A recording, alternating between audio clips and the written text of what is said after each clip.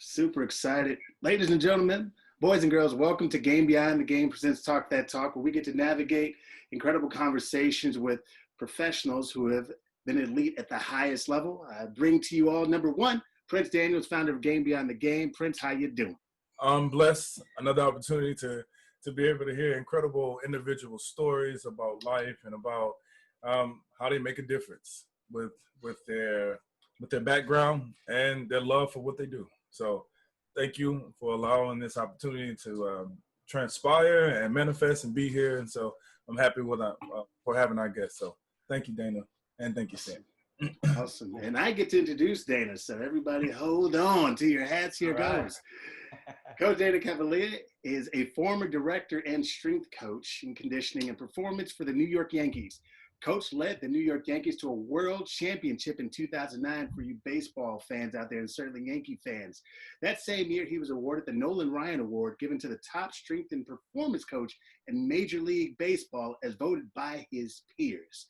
In addition to working with high-level athletes, coaches, CEOs, and executives, he is an international speaker and consultant helping Fortune 500 corporate workforces, sports teams, universities, and organizations to optimize their overall performance. Coach Dana is also an accomplished author. In his best-selling book, he shares 15 lessons about what it takes to become a champion and habits of a champion. Nobody becomes a champion by accident. I love that. Dana shares stories and insights from some of the world's top performers in sports, life, and business. The foreword is written by former New York Yankees manager Joe Girardi. Okay. Ladies and gentlemen, please, prepare yourself for an incredible conversation with Coach Dana. Welcome, Coach Dana. Thank you. Clap your hands. Thanks, guys. Wherever you are. Cool. Thanks for having me. I appreciate you. Oh, man. It's a pleasure. Anytime. I wanted to jump right in. So, in the title, it's, being a champion doesn't happen by accident. Why does that resonate with you? And is that something that just kind of has always been with you, or it just hit you one time? What does that mean to you? Well, listen, I think we could all agree, having played sports and now, playing life and playing business, right? Nothing comes easy. Even though we have a lot of talent, like what really comes easy, right? To stay at the highest level of sports, life, business, it takes work. So you can't it doesn't happen by accident. Like when you see somebody that has success, I'm not talking like shoot up, shoot down, but somebody that's on that path and is up on that trajectory, it's something that shows that they have competency, they have talent, they have ability, they have a strong mind, they're resilient, they have an attitude that says, hey, not only did I get here, but I want to be here to stay, and I'm willing to fight for that. So, nothing really happens by accident, that is of long-term, I think, significance. So that's what I believe. That's why I put that as sort of the subtitle underneath Habits of a Champion. So, it takes good habits every day to become a champion, and then you got to realize what it takes to stay up there. It's not easy. Yeah, for sure. I bet. So let's talk about it a little bit. Some of those habits you mentioned. Is there anything that just jumps to the front of your mind where like, okay, I do this regularly, or I did this regularly, that helped you achieve at a high level and receive such high honors from your peers? Well, let me tell you what didn't work, right? Right. So there's a chapter in the book that says never get too high and never get too low. And when I was younger, I'd get really high and I'd get really low. I'd get super excited when I did well, and I'd get super pissed when I did bad. And after those sort of manic episodes, right, because I wasn't meeting my own expectations of performance, I was exhausted. And then I was like, wow, I still need energy to finish playing this game or finish doing what it is that I'm committed to. And I didn't have it. So I realized, okay, what do these high performers do well? And listen, when you can go to work every day and, you get to work with players like Derek Jeter and players like Mariano Rivera, you're seeing the best of the best and what those players do every day when they show up. And one thing I took away was they were the same player through thick and thin, through good and bad, beautiful and ugly. They maintained themselves. And I always say what they did great was they didn't get high, they didn't get low, they maintained a state of neutrality, right? They didn't sort of, become emotional based on what was written about them or what they read or what they heard. It was just this line right in the middle. They played that midline, and that takes a lot of discipline. It takes a lot of courage. But I really appreciated that out of those guys because I saw it over and over again. It was sort of this underlying trait amongst the best performing players. So pretty cool stuff. Because how often, when we don't meet our, we're all high performers on this line. We're excited. We're hungry. But when things don't go our way, because 95% of the time, I'm very confident in saying that, they're not going to go your way. It's the 5%. And what do we do with that 5%? How do we build momentum behind that 5%?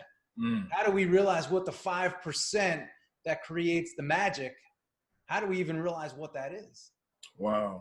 It's like equanimity under duress, right? Prince, that's a higher level.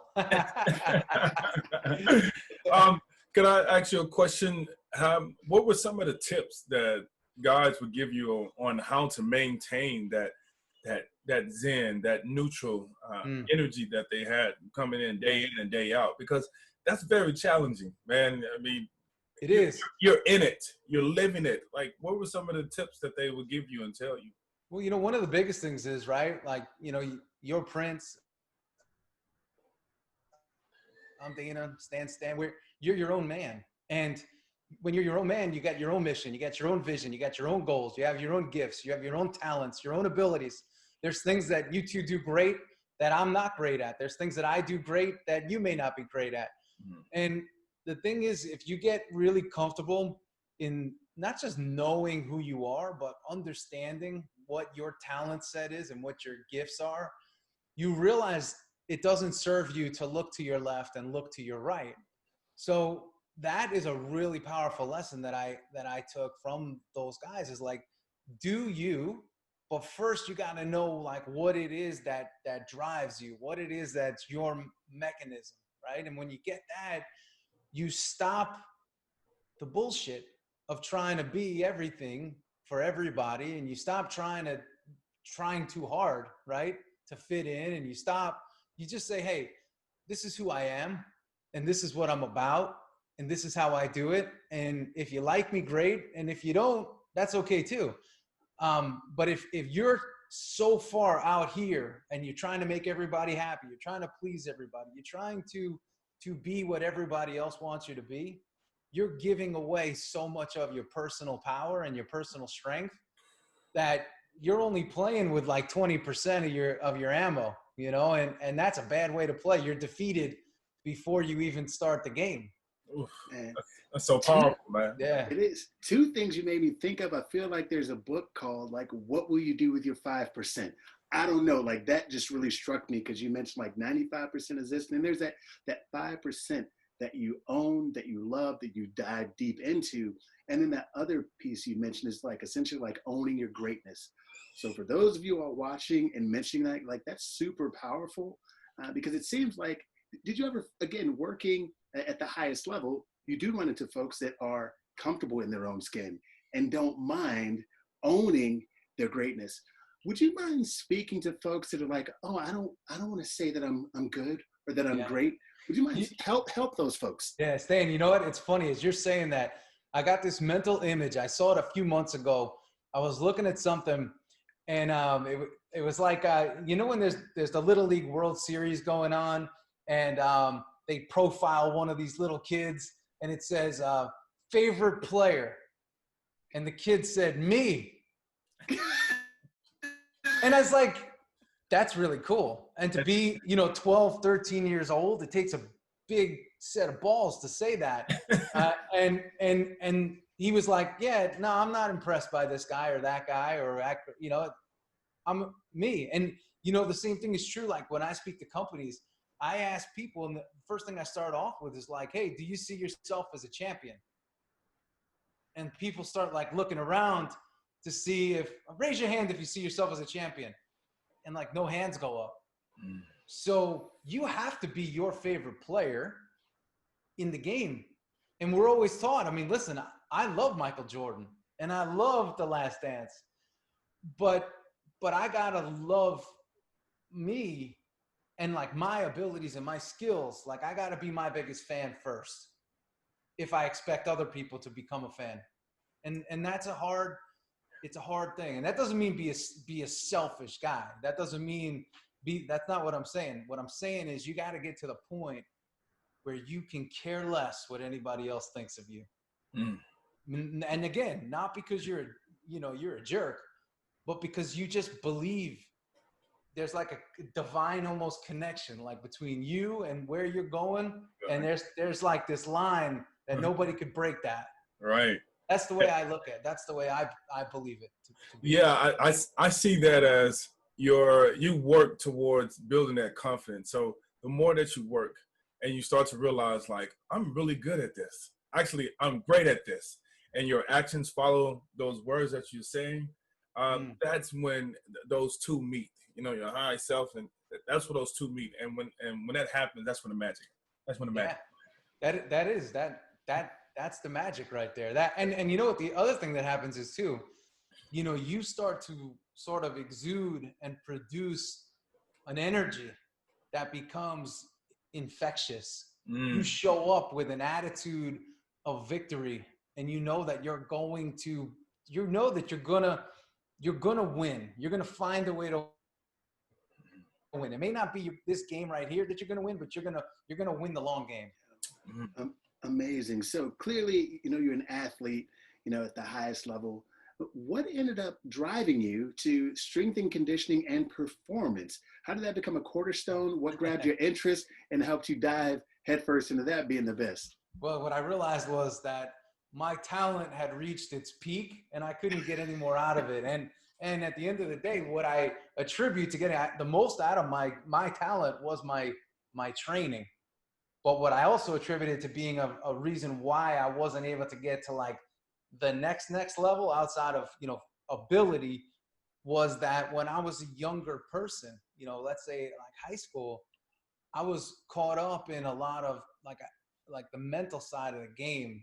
I wasn't able to fully step into what I was. I would always do things on my own and like I had my own way, but I always wondered like, well, why don't I fit in with these people? So I actually flipped that and be like, there must be something not right. So that wasn't a good psychology. It was great that I was doing my own thing, but I almost looked at it like there was some kind of a defect, and that's why I was doing my own thing instead of saying, hey, like you're doing your own thing because like they're not as cool as they think they are, you know? So it's take the path less traveled, as they say, and then own that path. But for me, I sort of became obsessed with development. I loved, you know, seeing players that had high levels of talent and then I loved helping them go even higher. And I loved actually when they failed and having the ability to get them back on track and get them back on path. Like, so I guess what got me into coaching was, number one, seeing the effects that it could have on people, the positive effects, and also having experienced the negative effects of coaching. I knew I didn't want to be that guy. So that's what brought me to it. And the strength and conditioning was simple because I loved the training side and I loved the way it made you feel. Like when you train and you see somebody hit, you know, a PR in some way and you feel that juice come out of them, that fire, like that's somewhat addicting to me anyway. Yeah. Me as well, man. Yeah. So that's cool. That's awesome. That's awesome.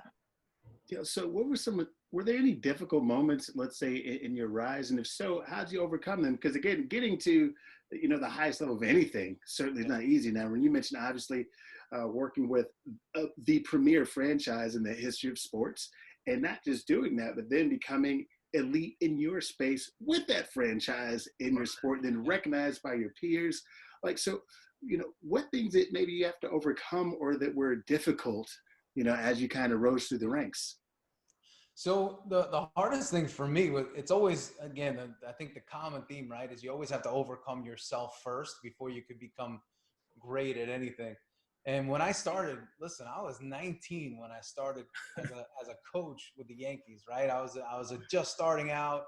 I was going to University of South Florida in Tampa. I was broke, working at Busch Gardens in the afternoons after practice because I had to make some money. And I was the guy on the back of the tram that's like, hey, welcome to Busch Gardens.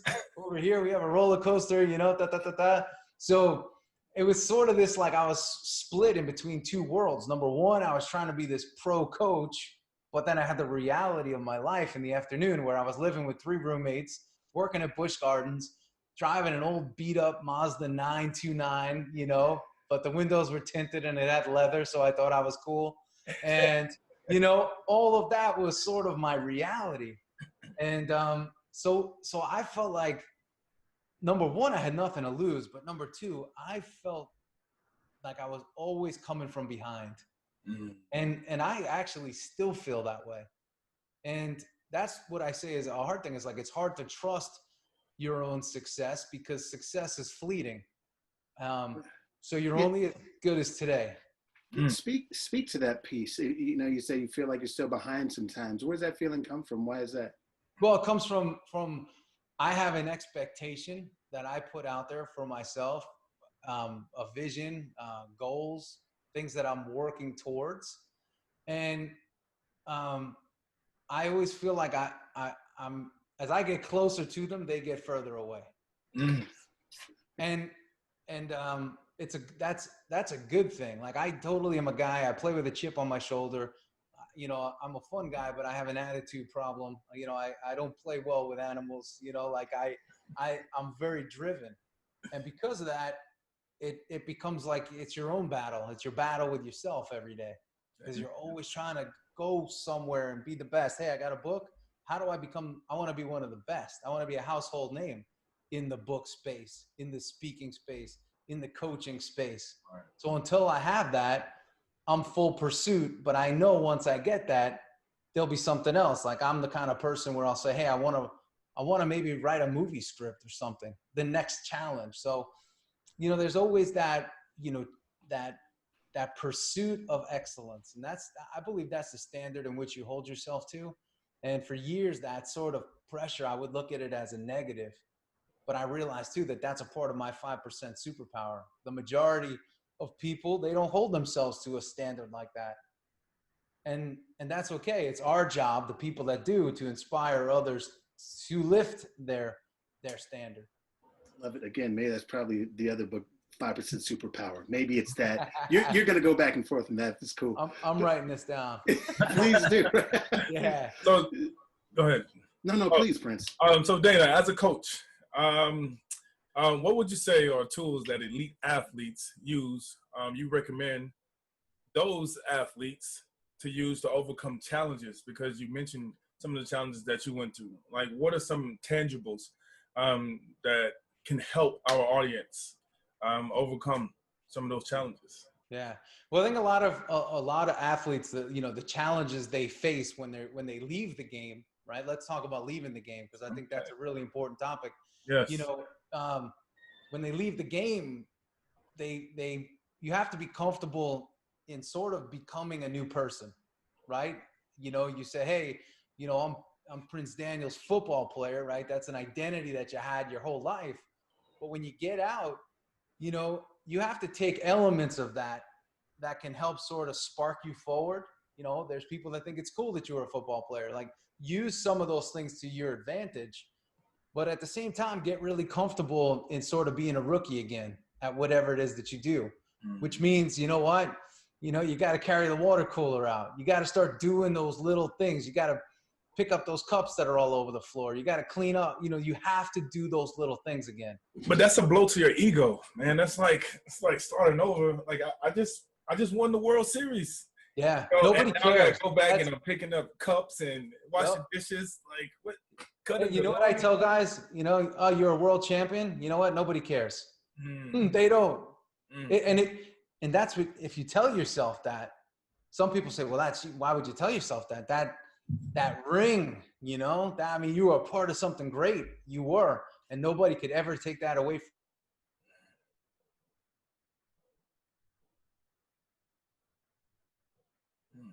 you. Like, think about how long ago, it was when you first started playing football. You had no skills. You didn't have the knowledge. You didn't even know where to stand. You barely knew how to put the pads in your pants. So, with that, that's where you are. When you graduate out of the game, no matter what the game is, football, basketball, baseball, it doesn't matter. That's where you are. You're learning to put the pads in your pants again. Mm. And All right. I'm sorry. Go ahead. Keep going. no. And when the sooner you realize that, the sooner you get back on track and ready to start rolling again. Oh, that's good. That's really good advice.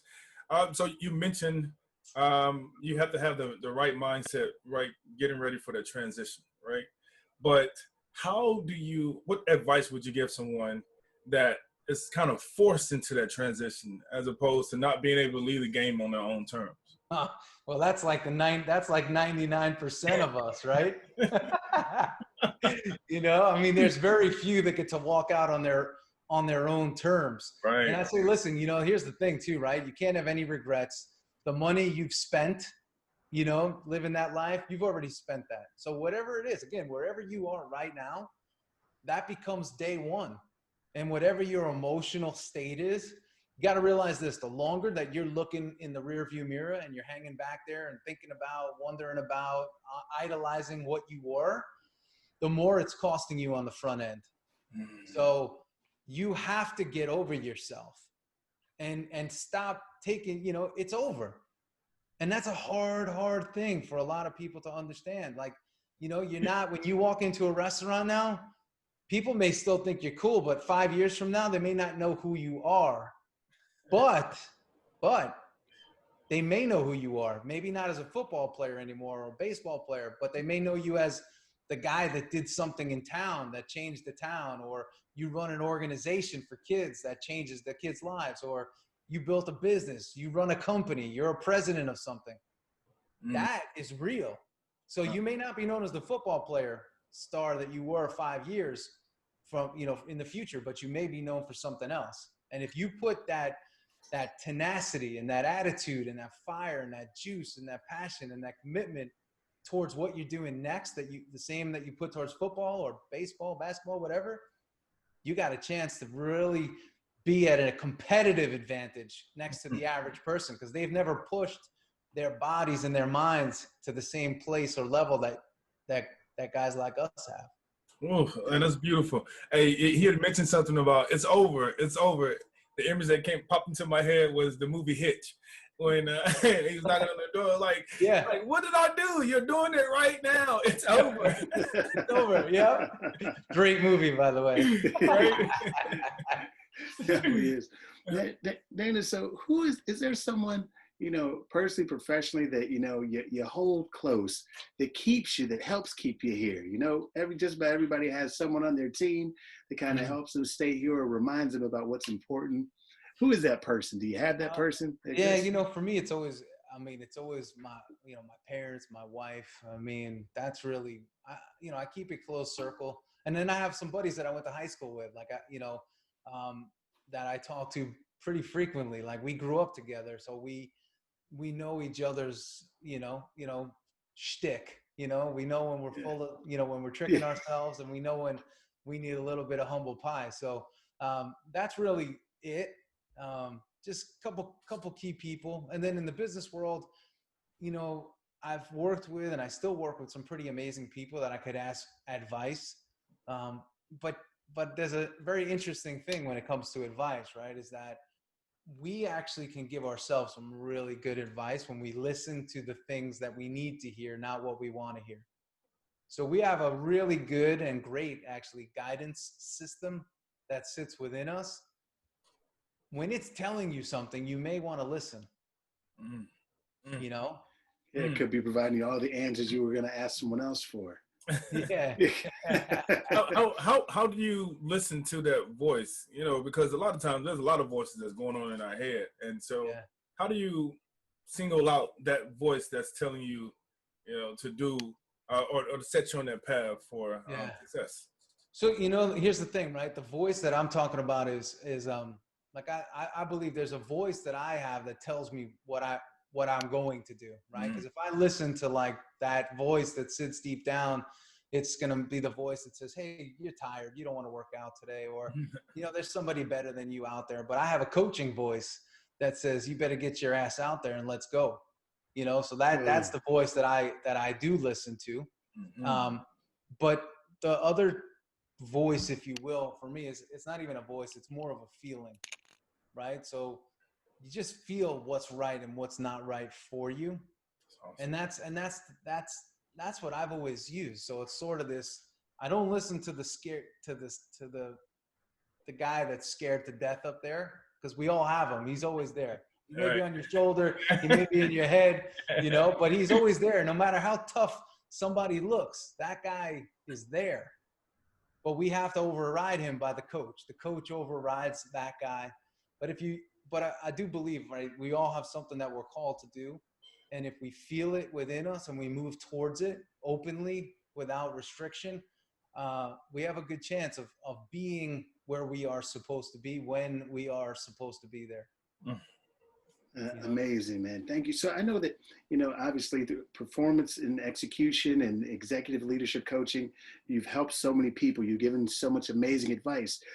But also, Coach Dana, you know, Coach Dana wasn't always Coach Dana. He was young Coach Dana. Yeah. You know, the guy, you know, growing up, is there any advice you would give to young Coach Dana, you know, whether it be, you know, childhood, teenage coach, where you're like, hey, X, Y, Z, A, B, C? Yeah, but the biggest thing would be always put yourself out there and don't worry what anybody else thinks. And that's the biggest thing. And what's crazy is I still have to give myself that advice today. So what that tells me is that I'm going to be telling myself that till the end. Nice, man. So you know, we all have these. I think we all come from such unique places that our dialogue is formed based on those experiences in those places. So instead of saying, hey, I want it to disappear, I want this to end, I can't take that anymore, it's okay if it still hangs with you. Just, you got to realize what its place is in your life right now, and how you talk to yourself as, you know, as you're moving towards where it is that you're going now. I mean, and that's the thing, I find a lot of coaches, you know, and are always telling people how to stop things, right? How to stop stress, how to stop anxiety, how to stop these thoughts, how to stop. And the key is to let them flow, right? Don't be a dam trying to hold back all that water. It's exhausting. Yeah. So let it flow, and just keep moving yourself towards where it is that you feel like you're supposed to be. And here's the other thing. If you do it wrong, who cares? Start over. Do something else. So, you know, like, I mean, we've all failed in athletics, and then what do? We get back on the line and we do it again, right? And life is really, it's a lot of practice.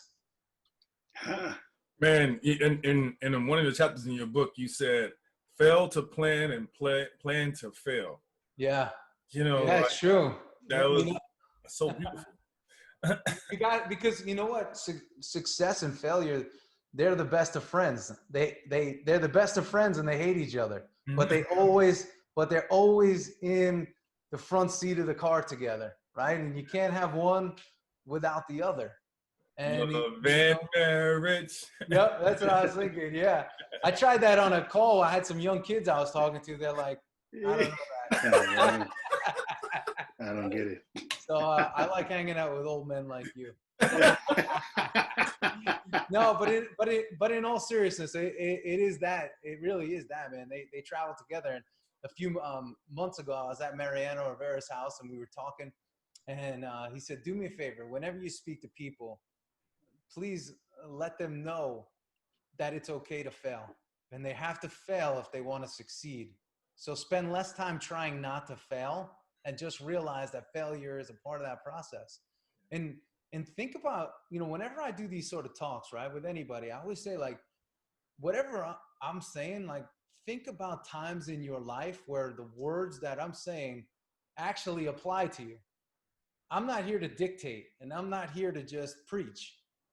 I want you to think about the time in your life that you failed, or what's going on in your life right now where you're trying not to fail, or the project you haven't started yet because you're sort of listening to that voice that tells you you're not ready, you're scared, you're hesitant, you know, you could lose it all.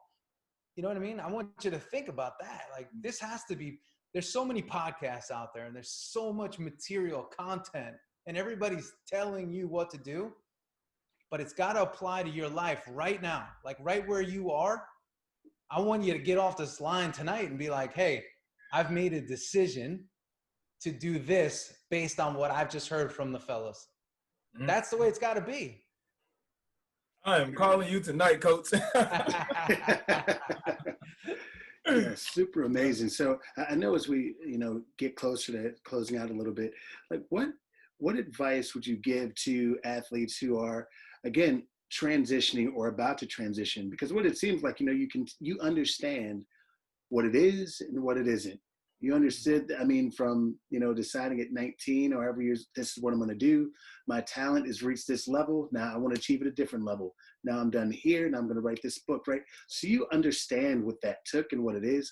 What advice would you give to some athletes that are looking for that game beyond their game? Yeah. Well, the first thing is you got to ask yourself, hey, what am I really into? Like, what is it that I'm passionate about, and not just like, hey, I love playing video games, so like maybe I'll invest in a video game company or something like that. That's not what I'm talking about. Like, think about what is the impact that you want to make, and because here's the thing, like that's where you need to start. Like, let's say, for instance, like finances has always been a struggle for you, or something that's always caught your interest. I know a lot of players that have gone into, working with organizations like Merrill Lynch or Morgan Stanley and Goldman Sachs, right? They said, hey, I have a passion for money and I want to learn about it at a very deep level. I want to build a career around it. You can do that. So if you have a passion for whatever, do it. There's I'm trying to think of his name. His name is Art. I got to get his last name, but he started an insurance. He was an old football coach from Georgia, high school football coach in Georgia. And he started an insurance company, and it was the biggest in the United States, multi-billionaire. And he said he got involved with that because he remembers as a kid, I think when his father died, an insurance salesman came to his house and sort of pulled the wool over his mother's eyes. And he never forgot that. And it pissed him off. And a few years into his coaching career in Georgia, he had an opportunity that a friend presented to him to start selling insurance. So he started selling it for a while based on his passion. And he'd go into people's homes and share that story. And then he said, you know what? I'm going to start my own company. And that's what he did. That started at a young age, during his formative years, well, or maybe a little bit after, but wow. Yeah, so he followed it. That, who would think, like, who's passionate about insurance, right? No, I'm certainly not, but that was his journey. So, I got another friend that was a Major League Baseball player, pitched for multiple years in the big leagues. And he remembers when he got his signing bonus, how he was lied to by his financial advisory firm. Now he works in financial advisory for Merrill Lynch. So guys, like, use your experiences and what you're passionate about to drive you to the next place. Wow. And great memory, by the way. Art Williams is the name. I was just going to look it up myself. Yeah, I got you. I should know that. And I'm going to tell you this. He's got a great speech. If you type in Art Williams, just do it. Amazing. So we'll do today. A little something for you guys. Anybody that's watching, make sure you check that out today. Art Williams, just do it. Just do it. Yes. Cool, amazing. So as we kind of get closer to close, I definitely want to get some final thoughts and questions. Prince, what thoughts do you have? I know you've been soaking this up, and I feel like there's something there that you have on your mind, and certainly a question you may want to ask. Dana, if you could, I know that you don't have any kids right now, but if you could write a letter to your kids, what would be one of the first things that you would say, and one of the last things that you would that would be in that letter to your kids, besides that I love you and your dad is the best. It's amazing. No, hey, one thing years ago, I went over to the Under Armour headquarters. A buddy of mine started that company, and we went over to the cafe, and the cafe is called the Humble and Hungry Cafe. And I said, that right there would be a great message is, hey, stay humble, right? Which means you're open, you're willing, but also stay hungry for your next opportunities. And at the same time, like I've been pounding this whole interview is, don't worry what anybody else thinks, because they may not fully understand where it is that you're coming from. And actually a few months ago, I was working with a gentleman that runs a private equity firm, hedge fund. And he's like, listen, I got to make a big decision. Nobody believes in my decision, but I do. It turned out to be a blockbuster deal that he pulled off. Totally misunderstood by his partners, totally misunderstood by everybody. But he knew that it was sort of the right lever to pull, and it ended up being such. So that would be my message. It's like, listen, stay humble, stay hungry, but always stay true to your character and what you believe, and don't let other people dictate that to you. You feel like, yeah. No, I was just going to say, like, we don't have to follow the masses. Like, we don't have to follow what everybody else is doing, because it's sort of like, the hashtag of the day on Instagram or whatever, right? We got to do what we feel is best for us, for our families, and for our mission. I'm really big on that. Like, what are you here to do? At some point, we're all going to end up in a box. And I always say, don't be intimidated by anybody, no matter how big, how good looking, no matter what, because see that guy over there? Yeah, he'll be in a box 6 feet under like you, and he deals with the same insecurities in different ways that you deal with. So there is a very, very even playing field in this world when you could look at things like that. That's some great advice. Yeah. Thank you for that transparency, big time. Certainly we're going to leave you with some final thoughts in a moment, leave us with some final thoughts. But Prince, do you have any final thoughts? My final thoughts, I'm just excited to know, where can our audience find you, learn more about you, be a part of some of your coaching that you offer. I mean, just to be great and reach that ultimate level. Thank you. I appreciate you guys having me and supporting me too. So anyway, my book, Show You Habits of a Champion, that's on Amazon. And then on my website, danacavalea.com, I do a daily blog, and you can get to all my social channels where I only put out good, uplifting, positive stuff that doesn't conform with what everybody else does. That's beautiful. Completely understand. And any other final thoughts, Dana? Any other final thoughts that you might have? My last thing is this, and it's hard to do sometimes when you feel like the world is sort of like, coming down on you, or you feel like you're in a box.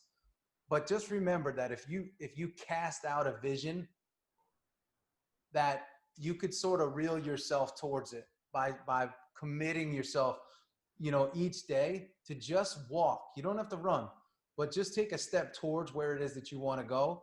And don't always worry about how it all is going to work out and how it's all going to look, because, man, like, life is filled with forward steps, a couple back steps, a couple missteps. But as long as you're committed to where you're going and to that vision, you got a really good chance of ending up there. And oftentimes it won't be on your timeline. So don't be discouraged. Be excited to show up every day and realize that you get the opportunity to chase whatever it is that you're going after. And the other thing is too, you got to have a little bit of fun along the way, and surround yourself with, with good people that have your back, and that you could, have a little bit of fun with too. And if you get all that right, no matter what happens, you've won. Man, Dana, thank you so very much for being here with us. I want to give you an air hug, man. There we go. You guys are bigger than me. I don't want to mess with you. I always say I don't mess with football players. I stick with the baseball guys. If you could just train me a little bit more in my strength and conditioning, that'd be great. Yeah. Yo, man.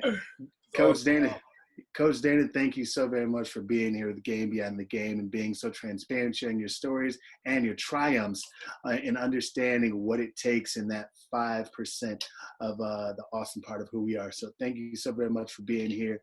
This has been Game Beyond the Game. So make sure, if you know other professional athletes and folks out there that are looking to understand better how they can thrive in their transition, Game Beyond the Game would be that place. So continue to stay tuned, stay locked in, and find us wherever you are. So thank you so very much for being here, and have a great day, y'all. Yeah. Peace. Peace. Dana, I'll be in contact with you, brother. All right, guys. All right. Have a good one. See y'all. Bye.